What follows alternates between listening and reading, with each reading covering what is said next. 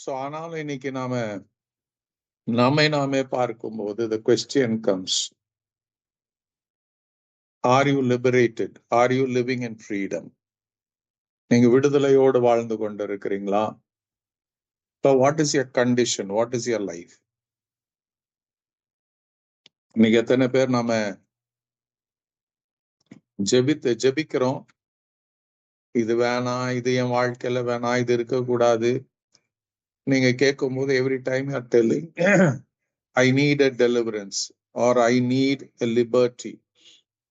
இல்லைன்னா எனக்கு ஒரு மாற்றம், and I want to come out of this.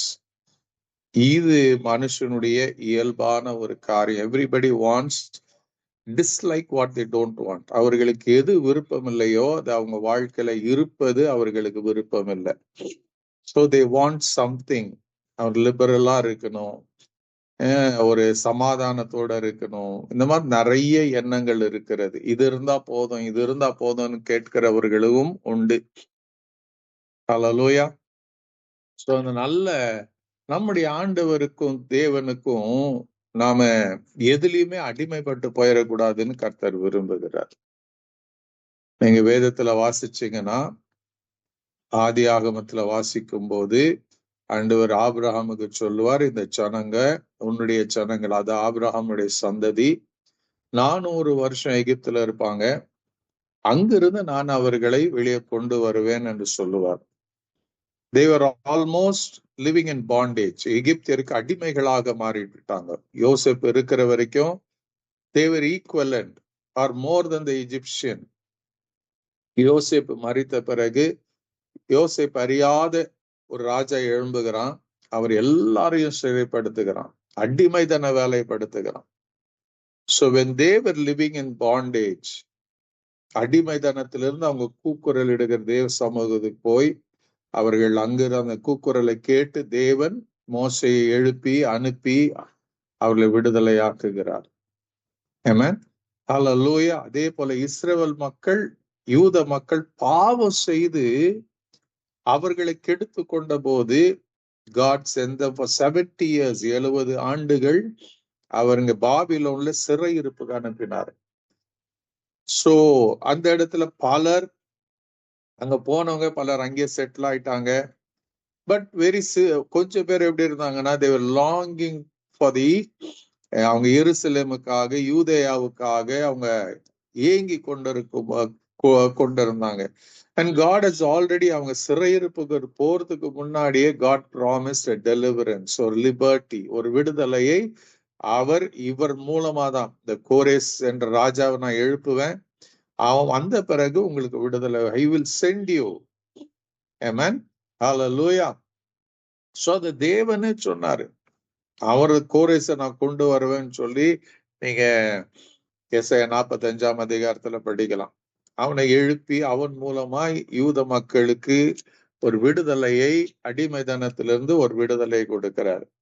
அதுக்கப்புறம் தொடர்ச்சியாய் மனுஷன் செய்த பாதகங்கள், பாவங்கள், they were living against God. பல காரியங்கள் நடந்தது. அதுல ஒன்று என்னன்னா, God scattered all the Jews, எல்லா யூதர்களையும் இஸ்ரவேல் மக்களையும் உலகமெங்கும் சிதறடித்தார். God scattered them. சிதறடித்தவர் அப்படியே விட்டுறல, அதுக்கு ஒரு காலத்தை வச்சிருந்தார். அது இந்த சீசன் தான். ஆமென். சிறையிருப்புல அடிமை சிதறடிக்கப்பட்டவர்கள் எல்லாரையும் இந்த கடைசி நாட்கள்ல நான் கூட்டி சேர்ப்பேன்னு எரேமியால வாசிக்கலாம், சோ எசேக்கியேல்ல வாசிக்கலாம். இதெல்லாம் எழுதப்பட்டிருக்கு. God brought them back. பேர் கூட அவர்கள் பாஷை மாறின போது எல்லாம் மாறி போச்சு. But God brought them again back to இஸ்ரவேல் கொண்டு வந்தார். மறுபடியும் அந்த இடத்துல தேவன் சொன்னபடி அங்க என்ன இருக்குதுங்க, இப்போ பல காரியங்கள் அங்க they have been re-established into their own land. இதெல்லாம் ஆண்டவர் சொன்னபடி செய்திருக்கிறார். Amen. That is one kind of liberty. ஆண்டவராகிய இயேசு கிறிஸ்து இந்த உலகத்துல வந்த போது அவர் சொன்னாரு, one thing he said, I have come. எதுக்கு பிசாசின் பிடியில் அகப்பட்ட யாவரையும் விடுதலையாக்க அவர் வந்தார்.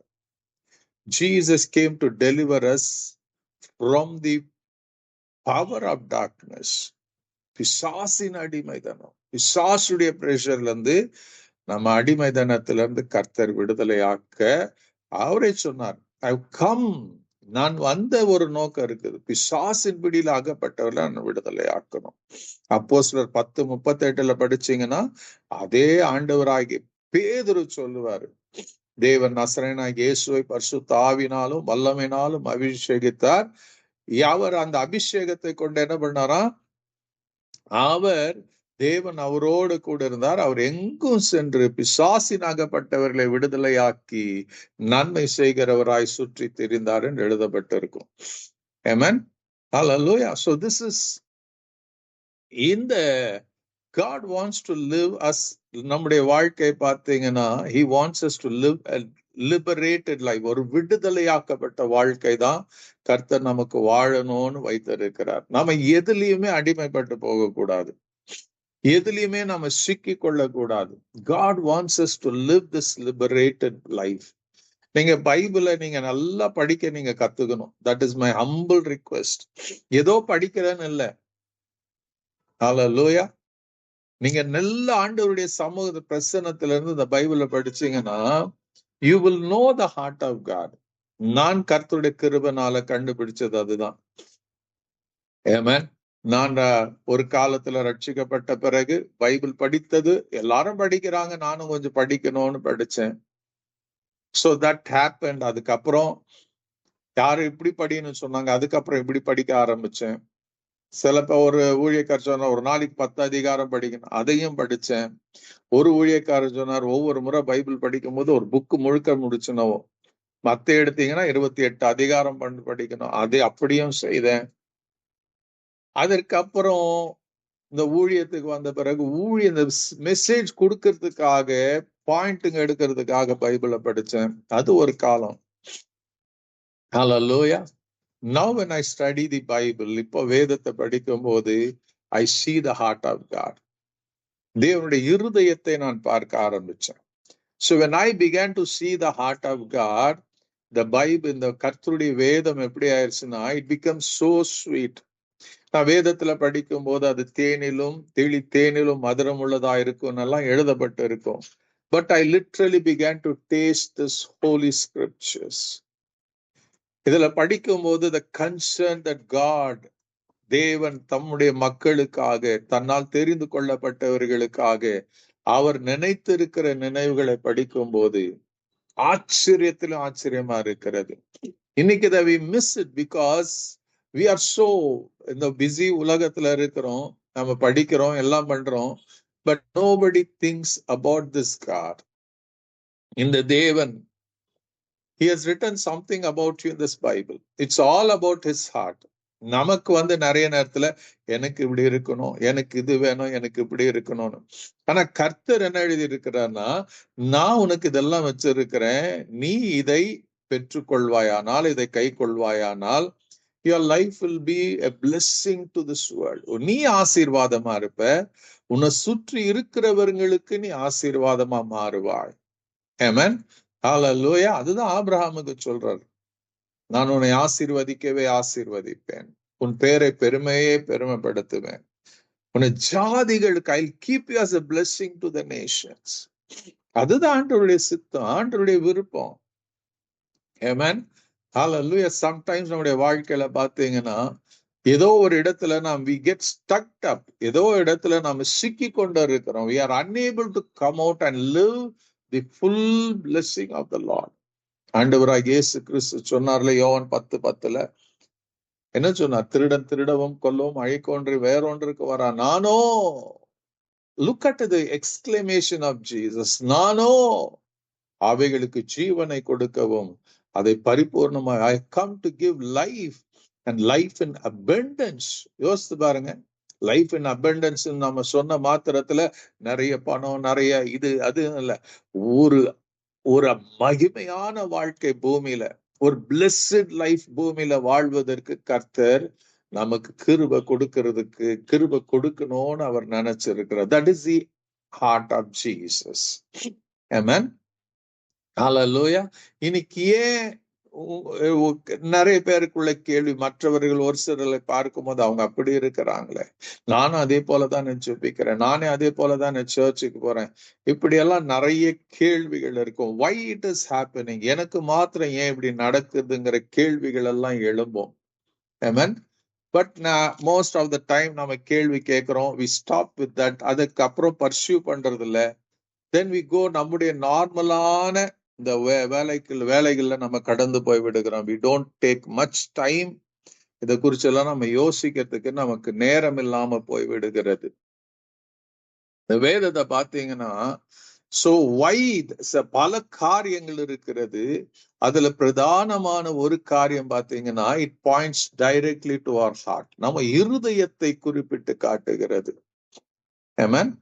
இந்த இருதயம் பைபிள் சொல்லுகிறது, நீங்க வாசிச்சு பார்த்தீங்கன்னா நீதிமொழிகள் 23ஆம் அதிகாரம் 7ஆம் வசனத்துல நீங்க படிக்கும் போது அவர் அங்க எழுதப்பட்டு இருக்கிறோம், அவன் இருதயத்தின் நினைவு எப்படியோ அப்படியே அவன் இருக்கிறானா.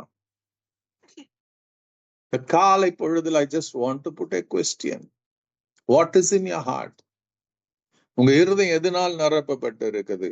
உங்க இருதயம் என்ன சொல்லுதுங்க?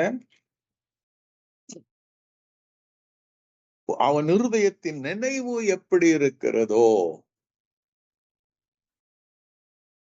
அவன் இருதயத்தின் நினைவு எப்படி இருக்கிறதோ அப்படியே தான் என்னவா, அப்படியே அவன் இருக்கிறான். there is no change in it. what is filling your heart? நீங்க கவலை உங்க இருதயத்துல இருந்துச்சுன்னா அது உங்க லைஃப்லயே வெளிப்படும். it will show itself.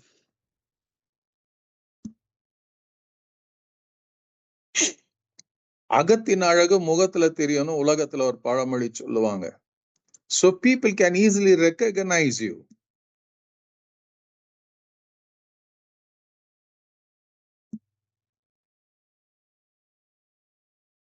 இப்போ நம்முடைய everything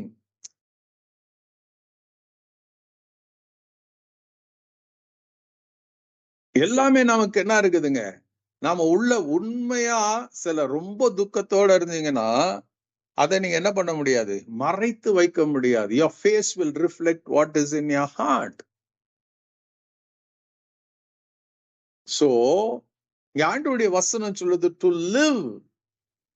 இப்படி நம்ம ஒரு இருதயத்தின் நினைவு, ஒரு மனுஷனுடைய இருதயத்தின் நினைவு எப்படி இருக்குதோ அப்படிதான் இருக்க முடியும். he will live that life.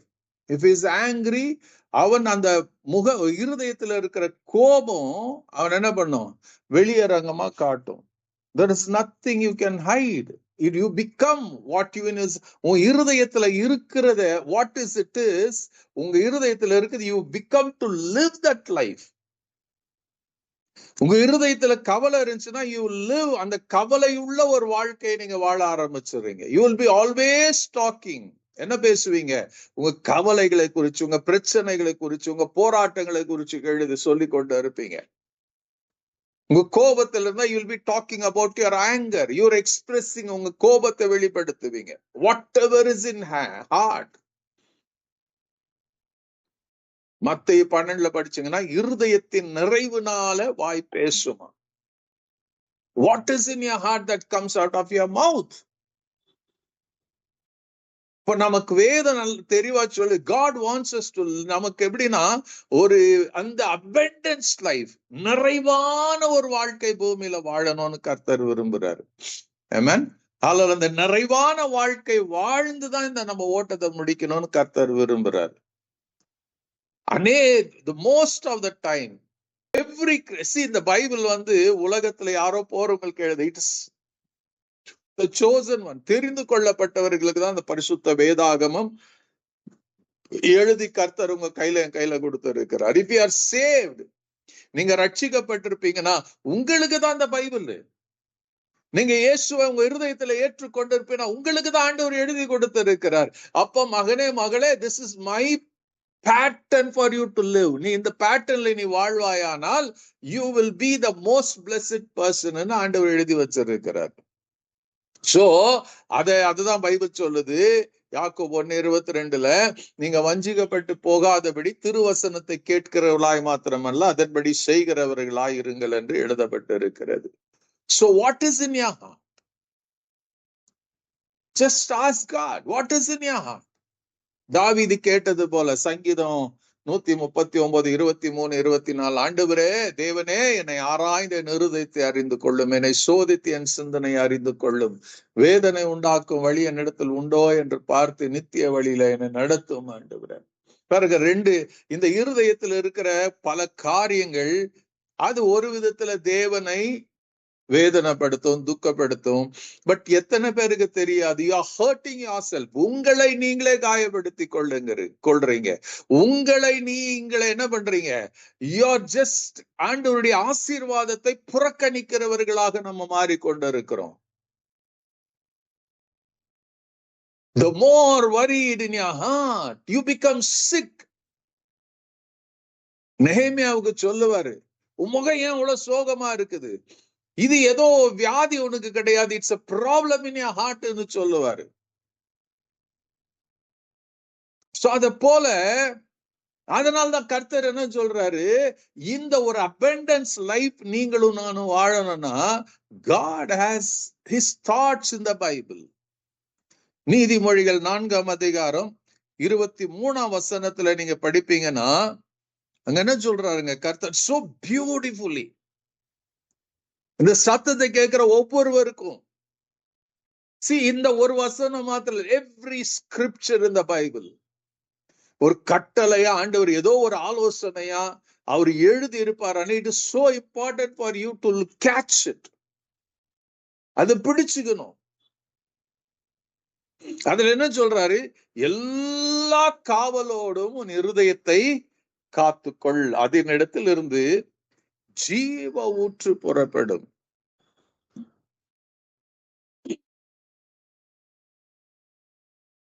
என்ன புறப்படுங்களா? ஜீவ ஊற்று புறப்படும்.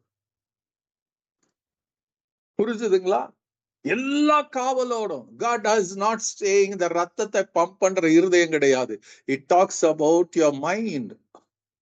ஏன்னா நிறைய நேரத்துல பைபிள்ல நீங்க படிக்கும் போது ஆண்டவருடைய வசனம் சொல்லணும்னா, it doesn't talk about இந்த இருதயத்தை பத்தி பேசும்போது it doesn't talk about your இந்த ஹார்ட் ரத்தத்தை பம்ப் பண்ற இருதயத்தை சொல்ல. இட் இஸ் நாட் டாக்கிங் ஆவியை சொல்லல. இட் டாக்ஸ் அபவுட் யுவர் மனசு, இல்லைன்னா உங்க ஆத்மாவை சொல்லுகிறது. ஹல்லேலூயா. ஒரு மனுஷன் ஆண்டவர் 3 பிரிச்சு வச்சிரு, ஆவி, ஆத்மா, சரீரம். ஆமென். இம்பார்ட்டன்ட் ஆண்டவர் கொடுத்திருக்கிறது ஆவிக்கு. பிகாஸ் அந்த இடத்துல தான் where God begins to dwell in you. அந்த இடத்தை ஒருத்தரும் ஒரு பிசாசும் அசைக்க முடியாது. Because God is living in that place. அடுத்து ஒரு ஆத்மாங்கிற இருக்குது. அங்கதான் நமக்கு எது இருக்குதுங்க, எமோஷன்ஸ், நம்முடைய உணர்வுகள், நம்முடைய எல்லாமே அங்கதான் இருக்குது. கோபம், தீர்மானம் பண்றது, முடிவுகள் எடுக்கிறது, இதெல்லாம் எங்க இருக்குதுன்னா it's in our mind. It's not from our spirit or not from the innermost part of a being.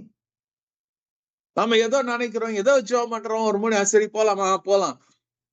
That doesn't come from God, it's from your mind. So தேவன் நமக்கு இங்க என்ன பண்ணி இருக்கிறாருங்க, தெளிவா எழுதி வச்சிருக்கிறாரு. என்ன பண்ணணும்? If you want to live this abundant life, இந்த ஒரு மகிமையான வாழ்க்கை, God அதுதாங்க நமக்கு தேவன் வைத்து இருக்கிறாரு.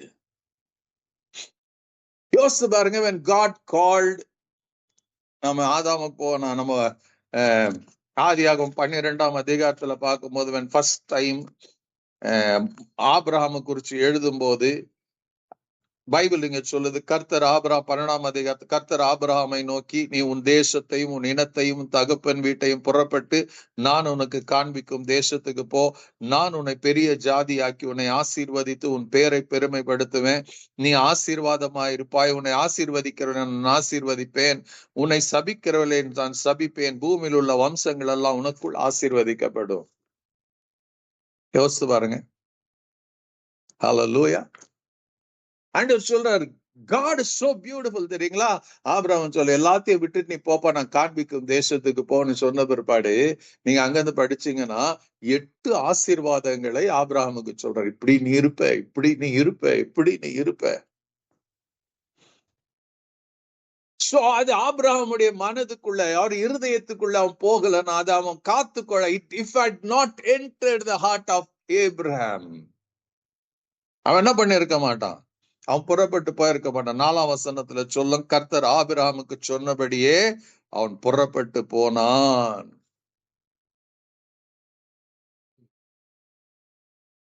அவன் ஆபிரகாம் தனக்கு கட்டளை, தேவன் ஆபிரகாம் கட்டளையிட்டபடியே அவன் புறப்பட்டு போனானா. He became very wealthy ன்னு பைபிள் சொல்லுது. தொடர்ந்து நீங்க ஆபிரகாமுடைய வாழ்க்கையை படிச்சீங்கன்னா.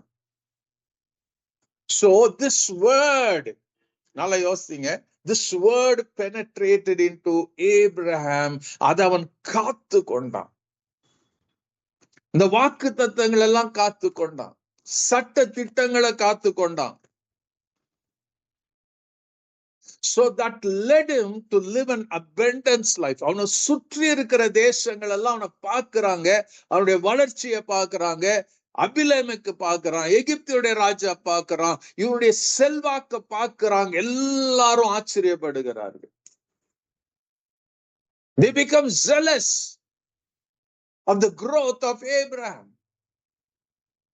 ஆபிரகாம் அவனுடைய சந்ததி வளர்ச்சியை பார்த்து அவங்க ஆச்சரியப்படுகிறவர்களாக இருக்கிறாங்க. That is the way God does. Even today, the principle of God doesn't change. But என்னன்னா, ஆண்டவருடைய வசனம் சொல்லுது, உன் இருதயத்தை எல்லா காவலோடும் உன் இருதயத்தை காத்துக்கொள், அதிலிருந்து என்ன புறப்படுமா? ஏன் காத்துக்கணும்? Why your heart should be protected, or why your mind should be protected, why it has to be taken care. ஜாக்கிரதையா இருக்கணும். Don't let anything enter into it. ஏன் கர்த்தர் அதை விரும்புகிறார்? Because ஆண்டவர் என்ன பண்றாரு, உன் இருதயம் பெர்ஃபெக்ட் அப்பா, நீ அதை சரிப்படுத்திக்கிட்டு வாழ்வீனா, if you just allow God to control, அதுல அவரால் நிரப்பப்பட்டு இருப்பீங்கன்னா, you will see things. ஆண்டவர் உங்களுக்காக ஏற்படுத்தி இருக்கிற எல்லா காரியத்தையும் நீங்க பார்க்கிறது மாத்திரமல்ல, நீங்க அனுபவிக்க வேண்டும் என்று கர்த்தர் விரும்புகிறார். Whether it is spiritual blessings. Hallelujah. God wants to see you. எங்க இருந்து பார்க்கிறது? It begins with your heart. உங்க மனசுல தான், உங்க உணர்வுகள்ல தான். It is already ஆண்டவர் வைத்திருக்கிறார். If you just இந்த பைபிள்ல இருக்கிறது நீங்க படிக்கும் போது, if it's going to go deep, உங்க மனதுக்குள்ள ஆழத்துக்குள்ள போகுமானால், if you are going to hold on to that, அதை ஸ்டோர் பண்ணி வைத்துக் கொள்வீங்கன்னா, it will bring great harvest. உங்க வாழ்க்கையில கர்த்தர் நிச்சயமா கொண்டு வர முடியும். எல்லா காவலோடும் அதை சுத்தி வேலி அடைக்கணும். பிசாசு சொல்லுவான், தேவன்கிட்ட வந்து சொல்லுவான், யோப பத்தி கேட்பாரு, அப்பா என் தாசனாகி யோபை கண்டாயோ, அவன் உத்தமனும் சன்மார்க்கனும், தீமைக்கு இது துன்மா, அவன் எப்படி இருக்கிறான்னு சொல்ல ஆண்டவர் சொல்லுவாரு. அவர் சாட்சி கொடுப்பாரு. யாரை குறிச்சு? யோப குறிச்சு ஒரு சாட்சி கொடுப்பாரு. யோபு 1ஆம் அதிகாரத்துல பாத்தீங்கன்னா, அவன் எப்படி ஆண்டவர் உத்தமனும் சன்மார்க்கனும் தேவனுக்கு பயந்து பொல்லாப்பு விலகிறவனுமா இருக்கிறான். அப்ப பிசாசு தேவனை பார்த்து சொல்றான். 9ஆம் வசனம் 10ஆம் வசனத்துல நீங்க படிச்சீங்கன்னா, அதுல பிசாசு சொல்லுவான், அதற்கு சாத்தான் கர்த்தருக்கு பிரதியுத்தரமாக, யோபு விருதாவாகவா தேவனுக்கு பயந்து நடக்கிறான்? நீர் அவனையும் அவன் வீட்டையும் அவனுக்கு உண்டான எல்லாவற்றையும் சுற்றி வேலி அடைக்கவில்லையோ? அவன் கையின் கிரியை ஆசீர்வதித்தீர், அவருடைய சம்பத்து பெருகிற்று, தேசத்தில் பெருகிற்று. ஆனால் உம்முடைய கையை நீட்டி அவனுக்கு உண்டானவைகள் எல்லாம் தொடுவீர், ஆனால் அப்பொழுது அவன் முகத்துக்கு எதிரே உம்மை தூஷிக்கானோ என்று பாரும் என்றான். அப்போ இந்த இருதயம் ஆண்டவர் சொல்றாரு, பிசாசு சொல்றான், நீ இந்த யோபு என்ன பண்ணி இருக்க?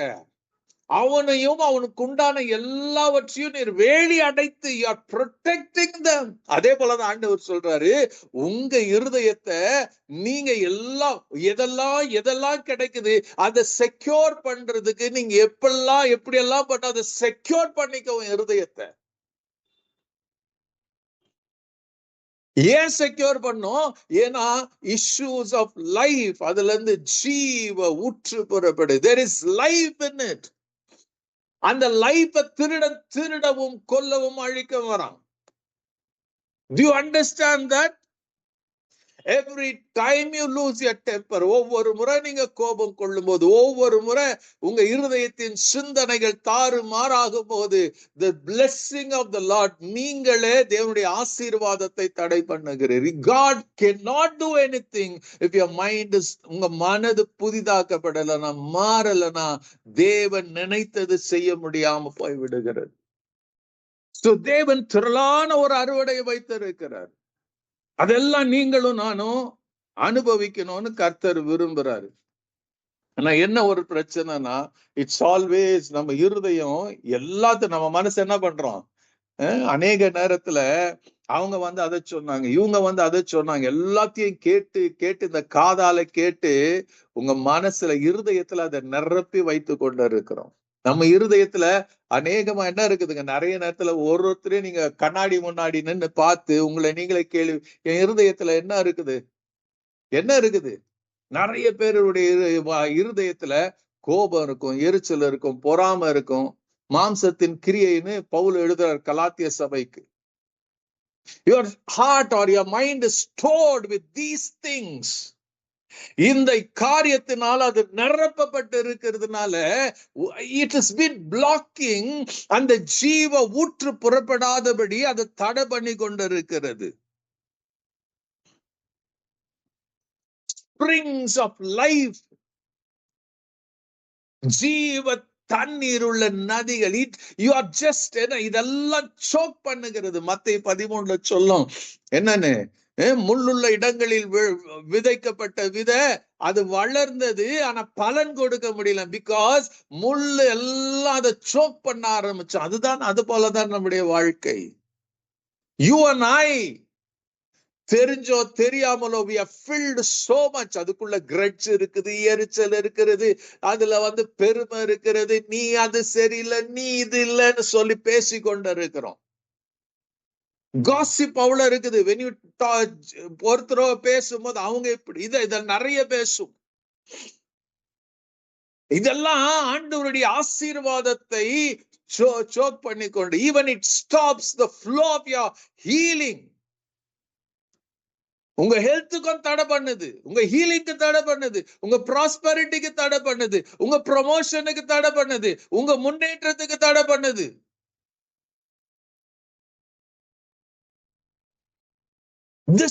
அதனாலதான் ஆண்டவர் இங்க கர்த்தருடைய வசனம் சொல்லுது, எல்லா காவலோடும் உன் இருதயத்தை காத்துக்கொள். protect it. don't let the devil come and take his stand. உள்ள வந்து உட்கார்றதுக்கு இடம் கொடுக்காத. யூதாஸ் இந்த பிசாசுக்கு இடம் கொடுத்தான். பைபிள் சொல்லும், நீங்க யோவான் 13 படிச்சீங்கன்னா, அவன் என்ன பண்ணானா, பிசாசு அவன் இருதயத்தை ஏவினானா காட்டி கொடுக்கறதுக்கு. அதுக்கு பிறகு பாத்தீங்கன்னா, the more he inclined to, நல்லா கவனிங்க அத. ஹல்லேலூயா. யோவான் 13 அதிகாரத்துல படிச்சு பாருங்க. I want you to turn to, நீங்க எடுத்து படிக்கணும், ஜஸ்ட் கேட்கறது மாத்திரம் இல்ல. if you are free, நீங்க வாங்கி எடுத்து படிச்சு பாருங்க. 13 அதிகாரத்துல 13:2 படிச்சீங்கன்னா, சீமோனின் குமாரனாகிய யூதாஸ் காரியோத்து அவரை காட்டி கொடுக்கும்படி பிசாசானவன், நல்ல கவனிங்க, எங்க ஏவறான் அவன்? he was tempting his heart. அவன் இருதயத்தை தூண்டின பின்பு அவன் போஜனம் பண்ணி கொண்டு இருக்கையில் இயேசு சொல்றாரு, அவனை தூண்டின பிறகுதான் ஆண்டவராக இயேசு கிறிஸ்து எழுந்து சீஷருடைய பாதங்களை கால்களை கழுவுறாரு. அதை துணினா வஸ்திரத்தினால துடைக்கிறாரு. அதுலயே 27ஆம் வசனத்துல பாருங்க, அந்த துணிக்கை அவன் வாங்கின பின்பு சாத்தான் அவனுக்குள் புகுந்தான். அப்பொழுது இயேசு அவனை நோக்கி, நீ செய்கிறதை சீக்கிரமாய் செய் என்றான். கொஞ்சம் யோசிச்சு பாருங்க. he gave room. அவனுடைய இருதயத்தை பிசாசுடைய ஏவுதலுக்கு, இந்த மாதிரி பண ஆசை இதெல்லாம் AV AV AV AV he become addicted to it. அப்போ இயேசு என்ன பண்றாருங்க, டைம் வந்தது போது அவன் அந்த துணிக்கையை வாங்கி சாப்பிட்ட உடனே பிசாசு என்ன பண்ணானா, அவன் இருதயத்தை ஆளுகை செய்ய ஆரம்பிச்சான், அவன் மனச ஆளுகை செய்ய ஆரம்பிச்சான். இன்னைக்கு today you and I have to make us ஒரு வைல்டான ஒரு தீர்மானம் எடுக்கணும். What is in your heart? God is not responsible. உங்களுடைய ஆசீர்வாதத்துக்கு தேவன் தடையா இல்ல. You and I are the root cause because we are holding something in our heart. ஏதோ ஒரு இருதயத்துல தேவனை தவிர எல்லாம் நிரம்பி இருக்கிறது, மற்றவைகள் அதிகமா நிரம்பி இருக்கிறது. ஏதோ ஒரு மூலையில தான் தேவன் இருக்கிறாரு. Jesus is somewhere at the corner of your heart, is not capturing the whole heart of yours.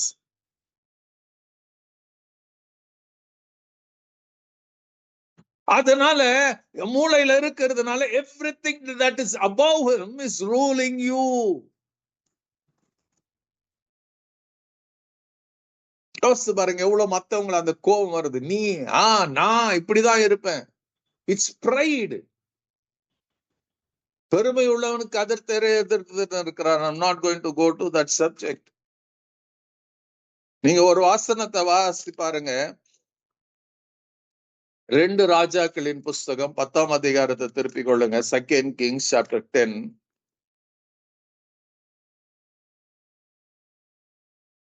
Blessed be your holy name, Lord. அங்க தேவன் ஒரு காரியத்தை சொல்றத பார்க்கலாம். 2 ராஜாக்களின் புஸ்தகம் 10ஆம் அதிகாரம் 30ஆம் வசனம் 31ஆம் வசனத்துல பாருங்க.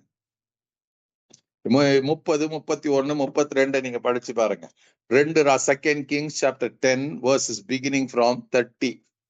அப்போ கர்த்தர் யெகூவை நோக்கி, என் பார்வைக்கு செம்மையானதை நீ நன்றாய் செய்து என் இருதயத்தில் இருந்தபடியெல்லாம் ஆசாபின் குடும்பத்துக்கு செய்தபடியினால் உன் குமாரர் இஸ்ரவேலுடைய சிங்காசனத்தில் மேல் 4 தலைமுறையாக வீற்றிருப்பார்கள் என்றார். ஆனாலும் ஆண்டவர் சொல்றாரு, ஒரு ப்ராமிஸ் கொடுக்கிறாரு. அவர் ஆகாபை என்ன பண்ணும், அழிக்கணும்னு நினைக்கிறாரு. But he waited for the right season and time. ஆகாபியும் அதுக்கப்புறம் அவருடைய மனைவி ஆகிய எசபேலையும் என்ன நடக்குதுங்க, ஆகாப் யுத்தத்துல செத்து போறான். எசபேல் ரூல் பண்ணி கொண்டு இருக்கிறா. அவர்களை யெகூவை கொண்டு எலியாக்கிட்ட சொல்லுவார், இந்த யெகூவை பிளஸ் பண்ண, அவனை அனாயிண்ட் பண்ண. அவன் எழுப்பி என்ன பண்றான், இப்போ எசபேலை அவனுடைய தலைமையில கொண்டு போடுறாங்க. இப்ப அடுத்து பாத்தீங்கன்னா ஆண்டவர் சொல்ற 4 தலைமுறைக்கு உன்னுடைய he was not from the lineage of kings. அவர் ராஜாவுடைய வம்சத்துல வரல. ஆண்டவர் ராஜாவை அவனை மாத்துறாரு. இப்ப நீ என் இருதயத்துல இருக்கிறதெல்லாம் நீ செஞ்சடா, அதனால 4 தலைமுறைக்கு உன் வீட்டுல ராஜாக்கள் இருப்பாங்க. ஆனால் அடுத்து பாருங்க, யெகூ என்ன செஞ்சா, ஆனாலும் யெகூ இஸ்ரவேலின் தேவனாகிய கர்த்தரின் நியாயப்பிரமாணத்தின்படி, நல்ல கவனிங்க, தன் முழு இருதயத்தோடும் நடக்க கவலைப்படவில்லை. never bothered. இன்னைக்கு நம்முடைய வாழ்க்கை அதுதான். you don't bother to live or walk according to the holy scriptures of God. ஏன்னா ஒவ்வொருவருக்குள்ள we have something நம்முடைய மைண்ட்ல இருக்கிறது. we think நாம் யோசிக்கிறது சரியா இருக்குது, நான் பேசுறது சரியா இருக்குது, நான் நடக்க. see this happens உன்னுடைய மனசுல இருக்குது. அதனால you don't bother about the word of God. you ignore. கர்த்தருடைய வசனத்தை அவ்வளவு சுலபமா இக்னோர் பண்ணி நீங்களும் நானும் வாழ்ந்து கொண்டு இருக்கிறோம். we don't care.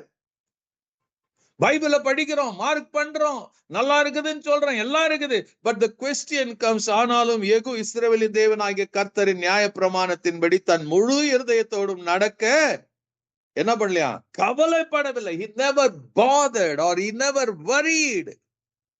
But Jehu paid no attention to walking in the law of the Lord, the God of Israel. attention கொடுக்கலையா. ஏதாவது சொல்றாரு, நீ சொல்றது சொல்லிக்க, அப்ப நான் வாழ்றது வாழ்க்கிறேன். இப்படிதான் நம்முடைய வாழ்க்கை இருக்குது.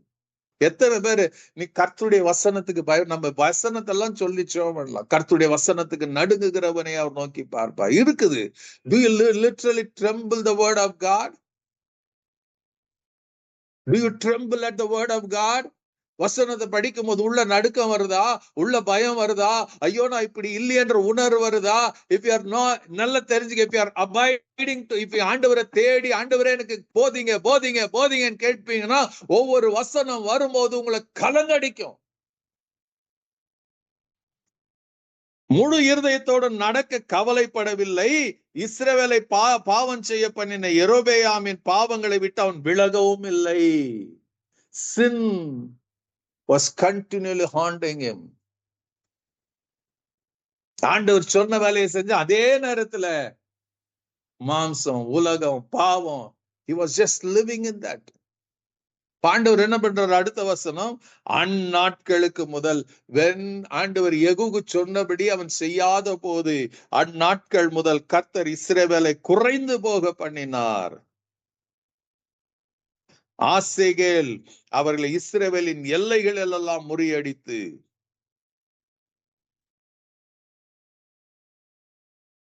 யோசித்து பாருங்க, what did God do? இஸ்ரவேலை குறைந்து, in those days the Lord began to cut off parts of Israel. My God, my God. புரியுதுங்களா? When you allow something unwanted thing in your heart, உங்க இருதயத்துல தேவையற்றத, தேவனுக்கு விரோதமான காரியங்களை உங்க இருதயத்துல நிரப்புவதற்கு, if you are just allowing those things of this world, எனக்கு பிடிக்கல, who wants, ஆண்டவர் சொன்னாரு எனக்கு பிடிக்கல, உனக்கு பிடிக்கல, எனக்கு பிடிக்கல, நான் ஆண்டவர் சொல்ல, எனக்கு பிடிக்காதது உனக்கு பிடிக்க கூடாது. God doesn't say உனக்கு பிடிக்கல எனக்கு பிடிக்கலன்னு சொல்ல, தேவனுக்கு பிடிக்காததான் எனக்கு பிடிக்காம இருக்கணும். எனக்கு பிடிக்கல, throw it in the garbage. God is not going to listen.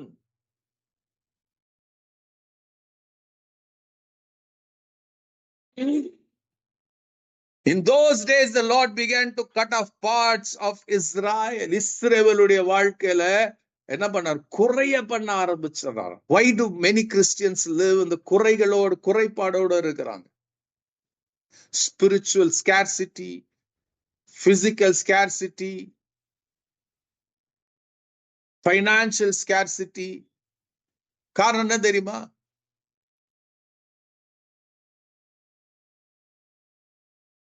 You give no attention to walking in the law of God. இது புதிய ஏற்பாடுலயும் பழைய ஏற்பாடுலயும் அதே தான் எழுதி இருக்குது. If you listen to me, என்னுடைய வார்த்தை கேட்டினா, அதன்படி செய்வாயானால், இதுதான் ஆண்டவருடைய வசனம் புதிய ஏற்பாடுலயும் சொல்லுது, பழைய ஏற்பாடுலயும் சொல்லுது. So God wants to live us according to his word. அப்போ இருதயத்துல சுத்தி கேப், ஆமென், போதும் இவ்வளவு இருந்துச்சு, இது சுத்தி சுத்தி அங்க தூரம் தூரம் கொஞ்சம் வேலி போடலான்னு போட்டு வச்சீங்கன்னா எது வேணாலும் நுழையும். ஹல்லேலூயா.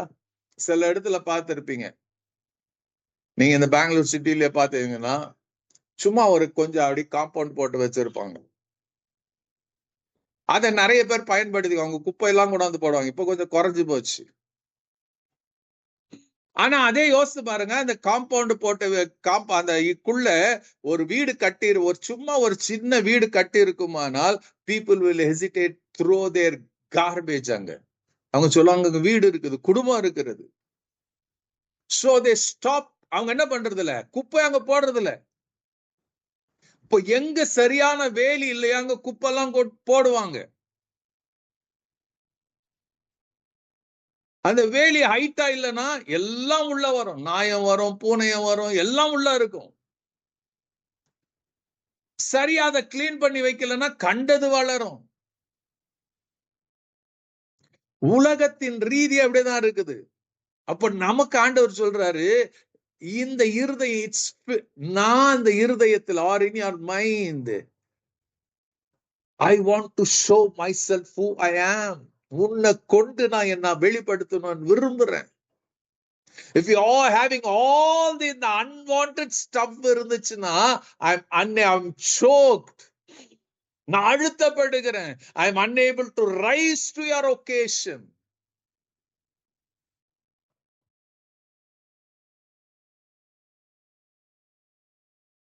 Keep and guard your heart with all vigilance, and above all that you guard, for out of it flow the springs of life.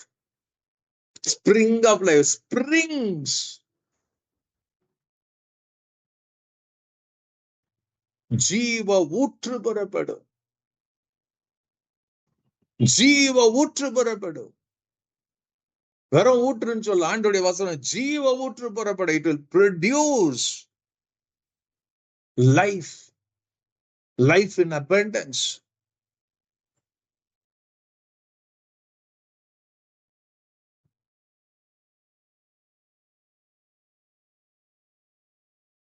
இப்ப என்ன பண்றதுங்க? நான் ஏற்கனவே சொன்ன, உள்ள என்ன இருக்குதோ அதுதான் நம்முடைய வாழ்க்கையில வெளிப்பட்டு கொண்டே இருக்கும். நீங்க லூக்கா எழுதின சுவிசேஷம் 6ஆம் அதிகாரம் 45ஆம் வசனத்துல பாருங்க. ஆண்டவர் மேல பாத்தீங்கன்னா, அவன் அதன் மரம் அதன் கனியினால் அறியப்படும் என்று அங்க எழுதியிருப்பாரு. அது ஈவன் யூ ரீட் இன் மத்தேயில கூட நீங்க படிக்கலாம். நல்ல மரமானது கெட்ட கனி கொடுக்காது, கெட்ட மரமானது நல்ல கனி கொடுக்காது என்ன ஆண்டவர் சொல்றாரு. அது கீழே 15-40, நல்ல மனுஷன் தன் இருதயமாகிய நல்ல பொக்கிஷம் நல்லதை எடுத்து காட்டுகிறான். பொல்லாத மனுஷன் தன் இருதயமாகிய பொல்லாத பொக்கிஷங்களிலிருந்து பொல்லாததை எடுத்து காட்டுகிறான். இருதயத்தின் நிறைவினால் அவன் வாய் பேசும். யோசித்து பாருங்க. Just think about it. Just study this word.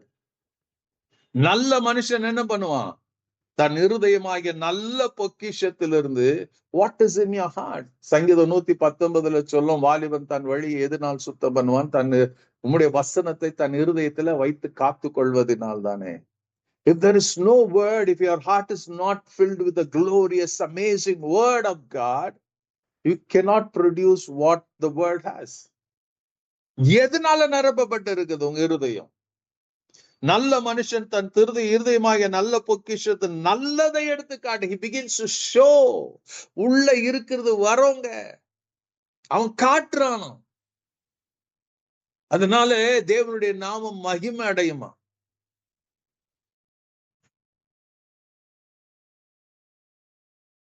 பொல்லாத மனுஷன் தன் இருதயமாகிய பொல்லாத பொக்கிஷத்திலிருந்து, இங்க நல்ல பொக்கிஷம் இருக்கும், பொல்லாத பொக்கிஷம், ரெண்டும் ஒரு மனுஷனுக்குள்ளதான் இருக்கு. ஒரு இருதயம் காக்கப்பட்ட இருதயத்துல ப்ரொடெக்டட், சுத்திர இயேசுவின் ரத்தத்தினால, ஒவ்வொரு நாளும் அவருடைய வசனத்தினால, அவருடைய ரத்தத்தினாலும் ஆட்டுக்குட்டியின் ரத்தத்தினாலும் சாட்சியின் வசனத்தினாலும் அவனை ஜெயித்தார்கள் என்று எழுதப்பட்டிருக்கும். ப்ரொடெக்டட். ப்ரொடெக்ட் பண்ணினா ஒரு வெறும் கர்த்தருடைய வசனம், கர்த்தர் மாத்திரங்க இருப்பார். அதுல இருந்து நல்ல காரியங்கள் வெளிப்படும். பொல்லாத மனுஷன் தன் இருதயமாகிய பொல்லாத பொக்கிஷிலிருந்து பொல்லாததை எடுத்து காட்டுகிறான். அதே மத்தேயு 12 நம்ம வாசிக்கிறோம்.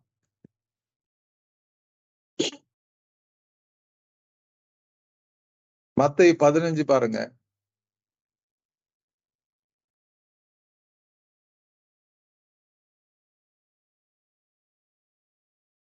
ஆண்டவருடைய வசனம் சொல்லும்.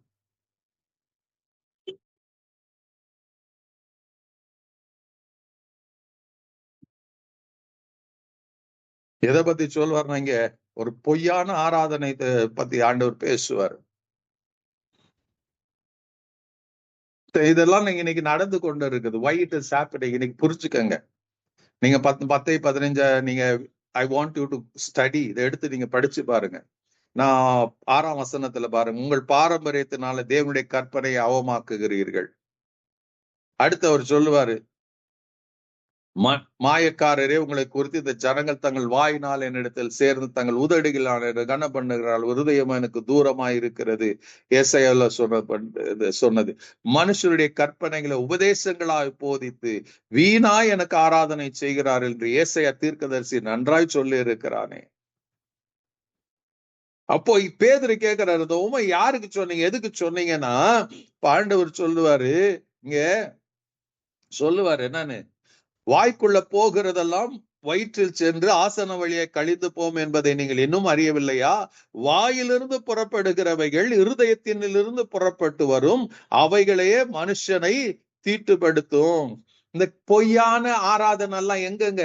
இருதயத்துல நிரம்பி ஏமாத்துகிற ஆராதனை, பொய்யான தீர்க்க தரிசனம் எங்க? உள்ளத்துல இருக்குது. வாய் எப்படி எனில் இருதயத்திலிருந்து பொல்லாத சிந்தனைகளும் கொலைபாதங்களும் விபச்சாரங்களும் வேசித்தனங்களும் களவுகளும் பொய் சாட்சிகளும் தூஷணங்களும் புறப்பட்டு வரும், இவைகளை மனுஷனை தீட்டுப்படுத்தும். கை கழுவாமல் சாப்பிடுகிறது மனுஷனை தீட்டுப்படுத்தாது. சப்ஜெக்ட் ஆரம்பிக்குது, அதான் தீட்டு. அவங்க கை கலாம சாப்பிட்டது. முன்னோருடைய பாரம்பரியத்தை பார்க்கறதுல. So God Jesus gives our clean explanation கொடுக்கிறாரு. உங்க இருதயம் சுத்தம் இல்லைன்னா உங்க ஆராதனை அங்கீகரிக்க முடியாது. How much ever you can be religious, but if your heart is not pure, that worship is not accepted by God. உள்ள எரிச்சலும் பொறாமையும் கோபமும் வைராக்கியம் இருந்தா அந்த ஆராதனை எப்படி தேவன் அங்கீகரிப்பாரு?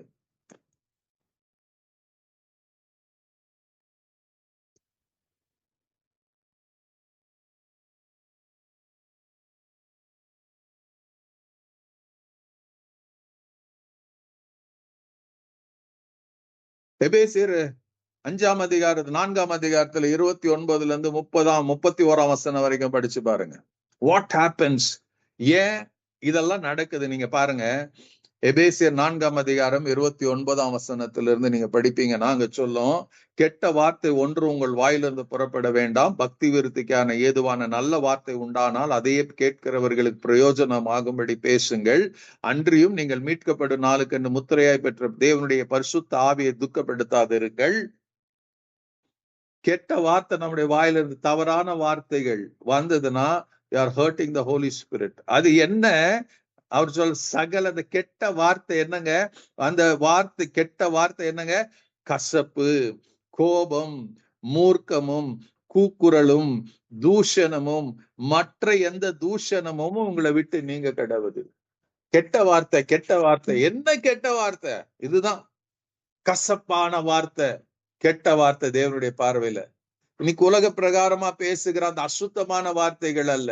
As a believer, as a Christian, நீங்க இதனால கசப்பினால நிரப்பப்பட்டு இருப்பீங்கன்னா அங்க சொல்றது உங்க வாயிலிருந்து புறப்படுகிற அந்த கசப்பான வார்த்தைகள் பரிசுத்த ஆவியானவரை துக்கப்படுத்தும். அது பக்தி விருத்தி உண்டாகாது. கசப்பும் கோபமும் மூர்க்கமும் கூக்குரலும் தூஷணமும் மற்ற எந்த துர்குணமும் உங்களை விட்டு நீங்க கடவது. சோ கேள்வி உங்களுக்கு முன்ன, what are you filled with?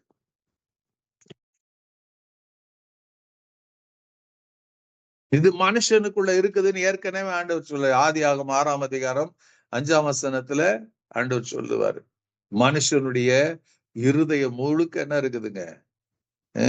தீமையினால் நிறைந்து இருக்கிறது. அவன் மனசெல்லாம் ஆல்வேஸ் திங்ஸ் ஈவில். அப்படியாப்பட்ட இடத்துல இருந்து ஆண்டவர் நம்ம ரட்சித்து இருக்கிறார். ஸ்டில் இது இருந்து கொண்டே இருக்குதுன்னா ஆண்டவர் மாற்றிக்கொள்ள விரும்புகிறார். என்ன பண்ணணும் நாம?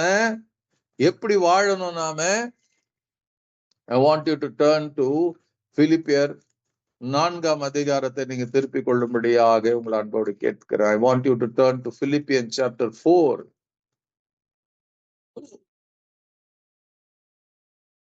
அவர் இங்க சொல்லுவார், 6ஆம் வசனம் 7ஆம் வசனத்துல எல்லாம் ஜெபத்தை குறிச்சு எழுதிட்டு அவர் இங்க பாருங்க, when you read, தயவு செஞ்சு கவனம் கொடுத்து படிங்க.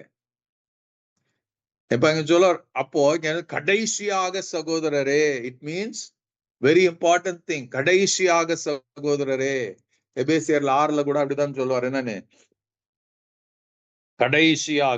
கடைசியாக என் சகோதரரே, 6ஆம் அதிகாரம் 10ஆம் வசனத்துல.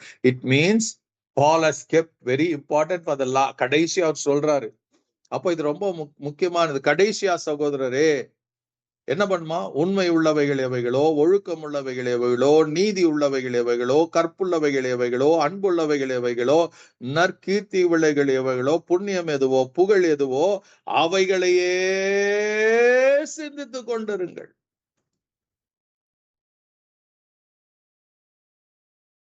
Whatever is true, whatever is worthy of reverence and honorable and seemingly, whatever is just, whatever is pure, whatever is lovely and lovable, whatever is kind and winsome and gracious, if there is any virtue and excellence, if there is anything worthy of praise, think on and weigh and take account of these things. Or inge சொல்ல முடியும், fix your mind on them. உங்க இருதயத்தை அதன் மேல கவனிங்க.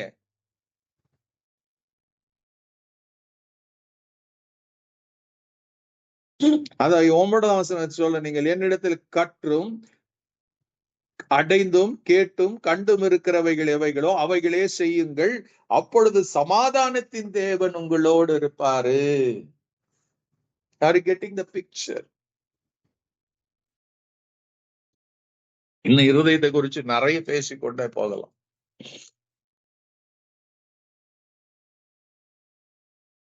So I just pray இந்த மத்தியான பொழுதுல, I want you to look to that scripture. சங்கீதம் 139, 23, 24. தேவனை என்னை ஆராய்ந்து பாரும், என்னை சோதித்து என் இருதயத்தை அறிந்து கொள்ளும், வேதனை உண்டாக்கும் வழி என்னிடத்தில் உண்டோ என்று பார்த்து என்னை நித்திய வழியில நடத்துங்க ஆண்டவரே, என்னை நித்திய வழியில நடத்துங்க ஆண்டவரே.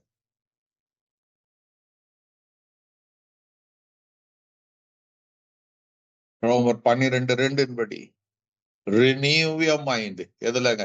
Philippians 4:8-9 படி ரினியூ பண்ணி உங்க மைண்ட் ரினியூ பண்ணுங்க, புதுப்பித்து கொள்ளுங்க. எது உள்ள இருக்கணும்னு தீர்மானம் பண்ணுங்க, எது உள்ள இருக்க கூடாதுங்கிற தீர்மானம் பண்ணுங்க. தேவன் அருவருக்கிறது எல்லாம் ஒண்ணு கூட என் இருதயத்துல இருக்கக்கூடாதுன்னு தீர்மானம் பண்ண வேண்டியது நீங்களும் நானும் தான். God is very categorically, ரொம்ப தெளிவா அவருடைய வேத வசனத்துல நமக்கு எழுதி வச்சுட்டாரு.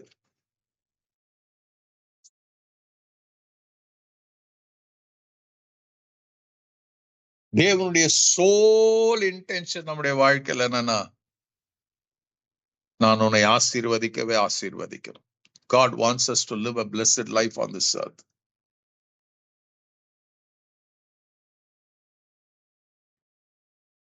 நிறைவான ஒரு ஆசீர்வாதத்தோட கர்த்தர் வாழணும்னு விரும்புகிறார்.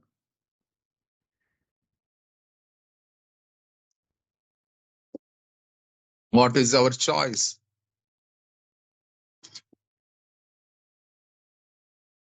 என்ன பண்ண போறோம்?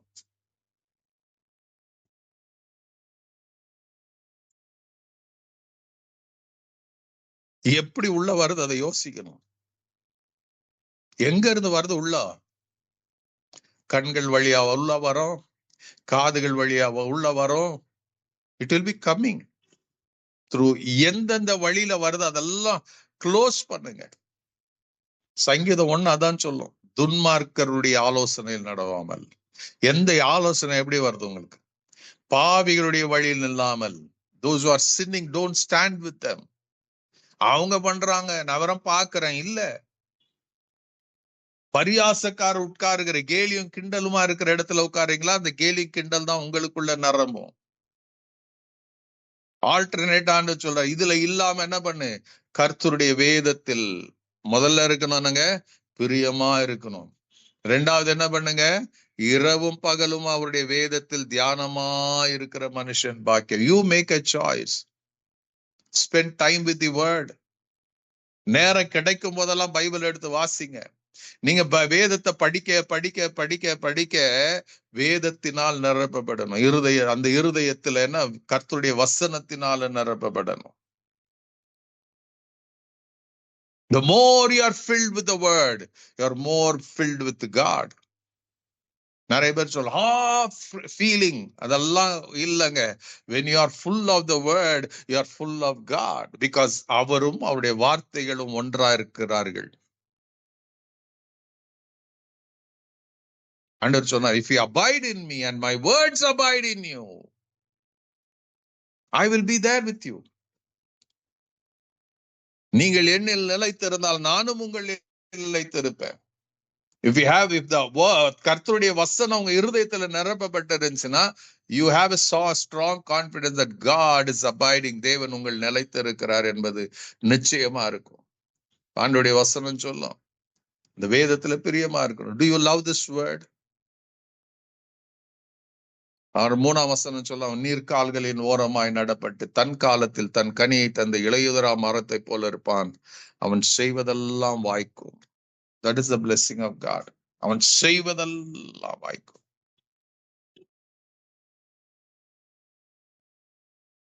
அவன் செய்வதெல்லாம் வாய்க்கும்.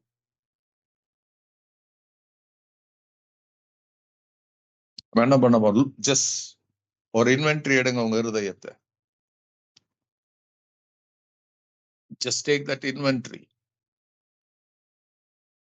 ஆண்டவருடைய கரத்துல ஒப்பு கொடுக்கலாம். May God bless you.